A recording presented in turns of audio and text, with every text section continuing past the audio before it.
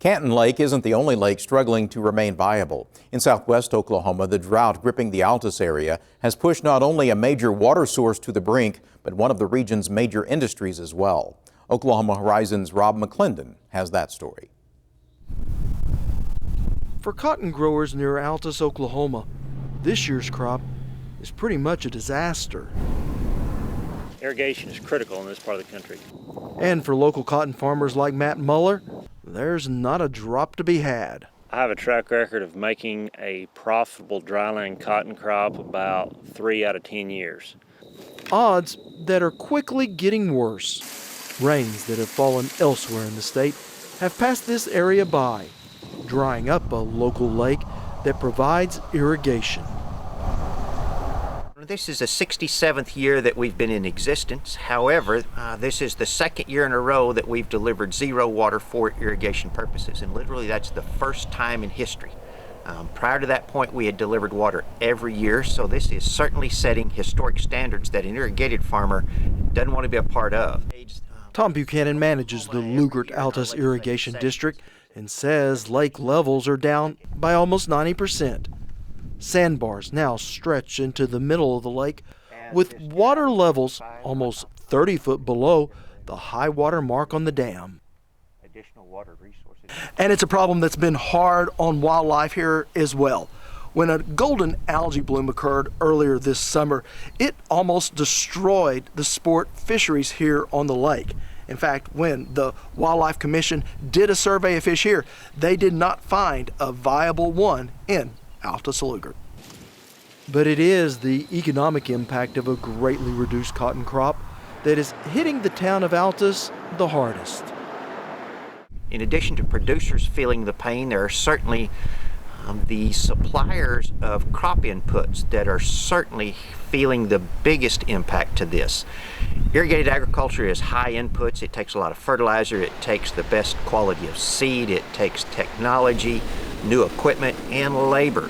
And all of those things have suffered greatly as the product or the produce of this 46,000 acres has declined significantly. There was an opportunity to respond to that. And one of the reasons why lawmakers gathered at the state capitol to study a problem we've seen before. Not a scientific survey. I think we've always reacted to drought rather than prepare for drought. I think as we hopefully learned what we learned with this drought, maybe going forward to hopefully maybe prepare for the next one. Representative Don Arms lives in southwestern Oklahoma and has seen firsthand the damage done by the drought. We can't fix this drought. I mean, we in government think we can fix anything. We can't. This is not something we can. This is a God thing. I mean, this is not the kind of thing we have any input on fixing. What we can do is manage, and that's what I think we need to learn to do is how do you manage this drought? How do you get producers through it? How do you get municipalities through it? Small towns. I think it's a management issue more than anything.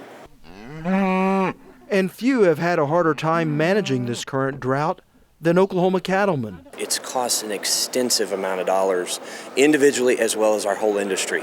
If you consider just the number of cows that we've sold and reduced our cow herd, Oklahoma's cow herd.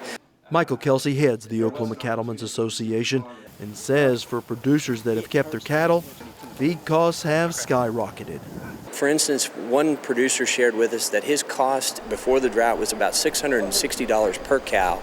Now his cost during the drought was $850 per cow. That's an extreme increase in the cost per cow.